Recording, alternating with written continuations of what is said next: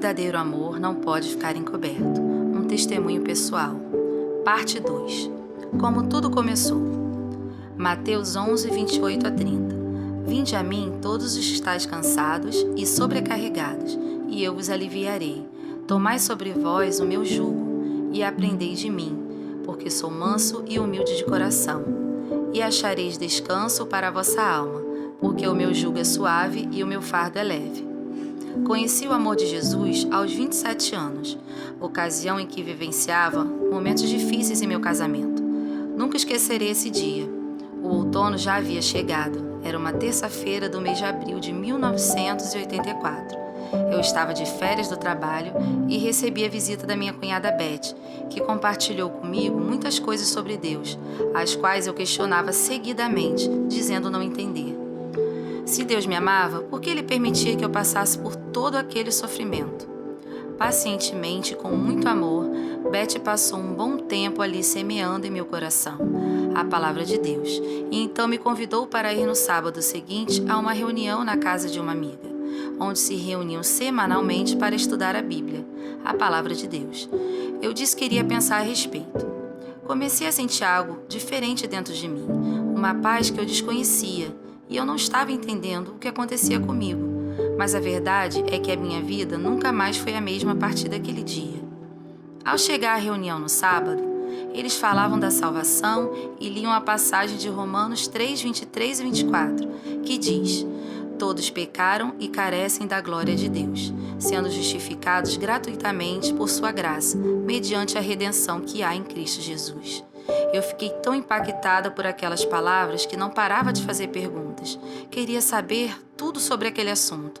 E 3 meses depois eu já estava batizada nas águas.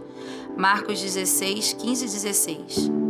Ide por todo o mundo e pregai o evangelho a toda criatura. Quem crer e for batizado será salvo. Quem, porém, não crer será condenado. As lutas perderam a importância. O mais interessante é que as lutas continuavam as mesmas, mas para mim elas perderam a importância. Eu as tirei do centro da minha vida e coloquei o meu Rei Jesus assentado no trono do meu coração. Eu só queria conhecê-lo, mas ao mergulhar em sua palavra, encontrei tudo o que procurava. Encontrei paz, alegria, amor, salvação e motivo para continuar vivendo. Não obstante as circunstâncias contrárias, encontrei um verdadeiro oásis no deserto. Salmos 37, 4 a 6. Agrada-te do Senhor, e Ele satisfará os desejos do teu coração. Entrega o teu caminho ao Senhor, confia nele, e o mais Ele fará.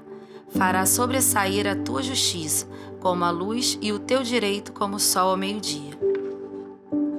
Separada sim, mas não de Deus. Efésios 6, 11 e 12.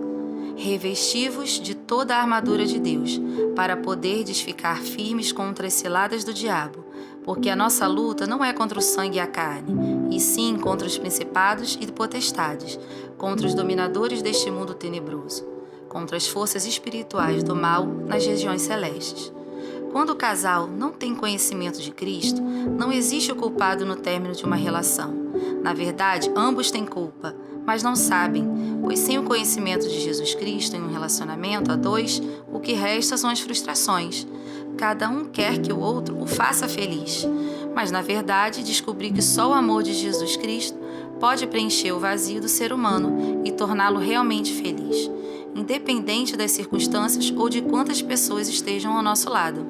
A mensagem que marcou o início da minha vida cristã está no livro de Efésios 6,12, que diz: porque a nossa luta não é contra o sangue e a carne, e sim contra os principados e potestades, contra os dominadores deste mundo tenebroso, contra as forças espirituais do mal nas regiões celestes.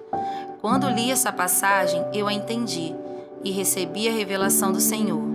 Meus olhos espirituais foram abertos e veio sobre mim um profundo entendimento do seu significado. Agora eu sabia quem era o meu verdadeiro inimigo e podia lutar contra ele. Lutando contra o verdadeiro inimigo. Comecei a olhar para aquela situação do meu casamento e as dificuldades que enfrentávamos, e pude entender que eu estava lutando contra as pessoas erradas. Veio então o perdão e a compaixão pelo pai dos meus filhos, Por ele, ainda não conheceu o amor de Jesus. Tornei-me intercessora por sua salvação. Lembro-me de uma declaração que fiz em voz alta nesse período. Nem eu, nem meus filhos, nem o pai deles seremos destruídos, em nome de Jesus Cristo. Os meses foram passando, os desentendimentos cessaram, e o Espírito Santo, nosso Consolador amado, enviado à Terra para nos guiar e orientar, agia sobrenaturalmente em minha vida. A companhia do Espírito Santo era a minha maior alegria. Gostaria de convidar você a abrir sua mente para essa verdade. Todos nós precisamos entender que existe uma guerra espiritual constante, independentemente de você ser cristão ou não. Temos um inimigo que está solto por aí, e seu principal objetivo é exterminar o ser humano, que foi criado à imagem e semelhança de Deus. E como ele é inimigo de Deus, ele quer destruir a obra-prima de Deus, que somos nós. A palavra do Senhor em João 10:10 diz: o ladrão vem somente para roubar, matar e destruir. Eu vim para que tenham vida e a tenham em abundância. Enquanto não conhecemos quem somos em Cristo e estamos num mundo perdidos em nossos delitos e pecados, ele consegue nos manipular, destruir nossos sonhos, roubar nossa dignidade, nossa pureza e também destruir as famílias. Porém, quando os nossos olhos espirituais são abertos, temos de começar a lutar e combater nossos verdadeiros inimigos, principados e potestades, protegidos pelo escudo que é a palavra de Deus e guiados pelo Espírito Santo, o maior estrategista de guerra que existe. Ele mesmo irá nos guiar, direcionar, municiar e equipar. Entendendo o perdão.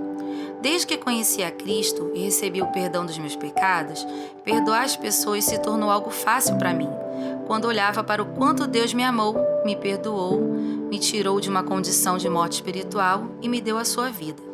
O perdão é algo que traz uma profunda cura interior. Ele é um remédio para a nossa alma, um bálsamo que traz paz e equilíbrio às nossas emoções, curando feridas e traumas. O perdão é terapêutico.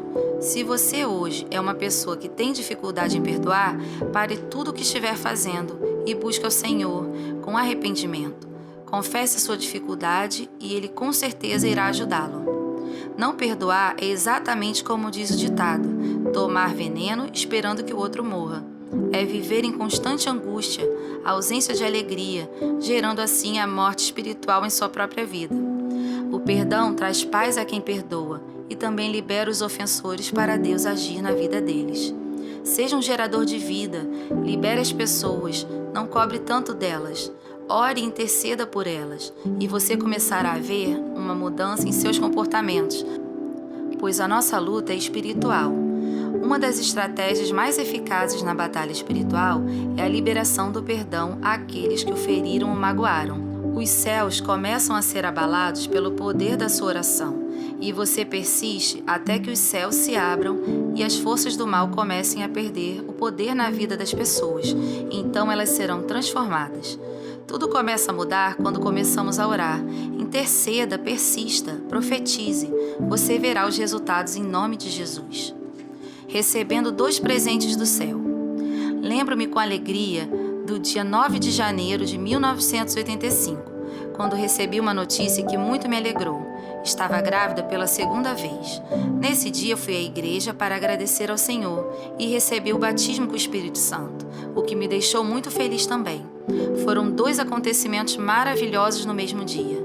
A Bíblia diz com relação ao batismo com o Espírito Santo: mas recebereis poder ao descer sobre vós o Espírito Santo, e sereis minhas testemunhas tanto em Jerusalém como em toda a Judéia e Samaria, e até aos confins da terra. Atos 1:8. Na época eu não entendia muitas coisas e não fazia ideia do verdadeiro significado daquele batismo. Hoje, ao olhar para trás e ver todas as situações que surgiram, compreendo que Deus estava me revestindo com seu poder, para que eu conseguisse sobreviver ao que viria. Os meses passavam, a alegria no meu coração aumentava cada dia. Eu só queria estar na presença do meu Pai amado, porém, tempos difíceis se aproximavam. Separação, um tempo difícil. Antes mesmo do nascimento do bebê, veio a separação conjugal. O período inicial de uma separação não é fácil para ninguém.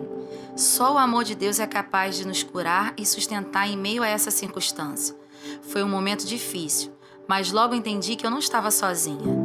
E o Deus que me amava era fiel e não me deixaria por nada. Sua palavra diz: de maneira alguma te deixarei, nunca jamais te abandonarei. Hebreus 13:5. Decidi confiar nele e me apeguei a essa palavra com todas as forças, crendo que ele era o amigo que estava comigo a cada instante. Por isso eu não precisava temer nem me surpreender. E ele é o seu amigo também. Se você entregou sua vida a Cristo, ele é com você. Não tema e nem se espante com as situações que possam lhe acontecer. Eu confiava muito nas escolhas dele para a minha vida. Tudo o que eu queria era agradá-lo. Então o bebê nasceu, era um menino, um consolo de Deus para meu coração e uma companhia para minha filha de apenas 4 anos. Retornando ao trabalho. Meses depois retornei ao trabalho. Logo precisei contratar mais uma pessoa para cuidar do bebê, pois era bancária e trabalhava o dia todo, às vezes por longas horas. Como gerente administrativa, eu tinha muitas responsabilidades. Além das atividades diárias, eu fazia cursos em outros estados e conciliar trabalho, criação dos filhos, organização da casa, acompanhamento escolar, gerenciar finanças. Dar conta de todas essas tarefas foi ficando cada vez mais difícil.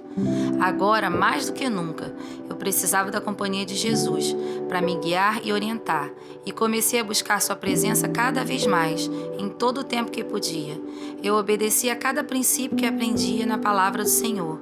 Sua presença tornou-se o alvo mais importante em minha vida. Obedecê-lo era o que eu mais desejava. Precisava dele, pois sabia que sozinha eu não seria capaz. Colossenses 3, de 12 a 14.